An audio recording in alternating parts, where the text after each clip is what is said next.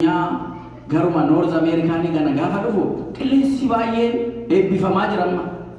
sosocho'aa jira sosocho'ina kanaan jibbina maaliif Waaqayyo keessa jira eebbisuudhaaf dhufee jira fayyisaa addunyaa jechuun maqaa jijjiirtanii nuun jedhu kun Yesuus isa jedhamutu jijjiirre sirriidha the savior of the world jedha maqaa Ojiti kun ojiti yookaan name of the action isa jedhamu sana maqaa Amaanu'eel Yesuus isa jedhamu injijjiiramu miti maqaan akkuma maqaatti ta'a.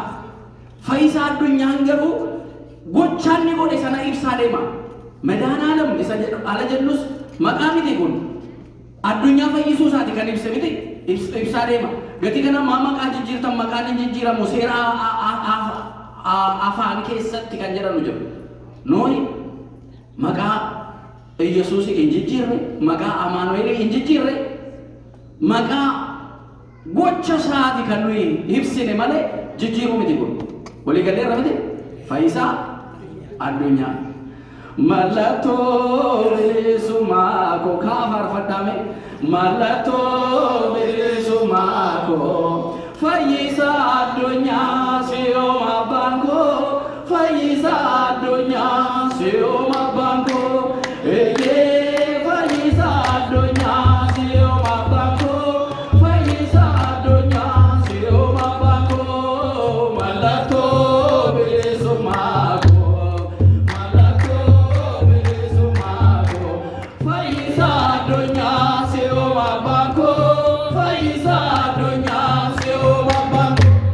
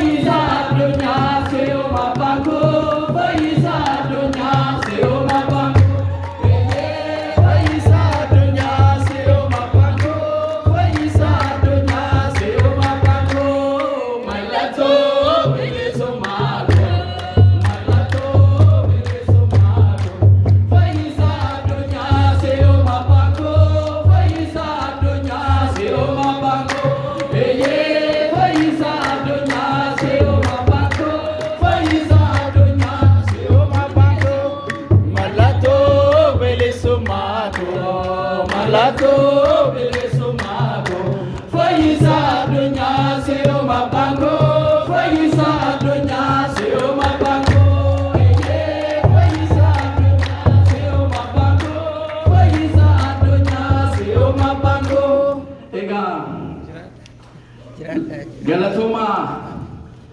Waaqayyoon keenya nu eebbisu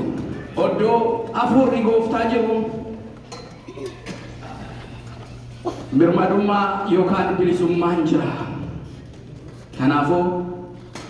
aanjoo garbummaatti deebinee lammata akka hin qabamne garbummaa keessa akka hin jiraanne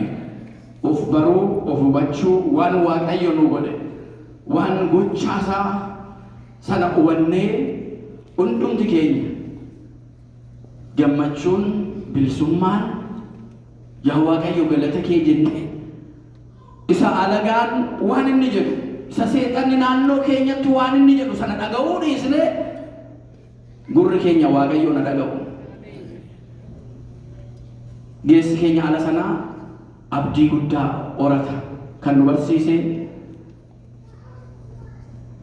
Waaqayyo galanni isaaf haa ta'u simannaa keenyas nuuf simatu daa'imman nama fuuldura keenya jiru gadi kanaatiif jara wajjiniin immoo waaqayyoon galateeffannaa waan hundumaatiif maqaan gooftaa keenyaa Fayyisaa Addunyaa haa galatu.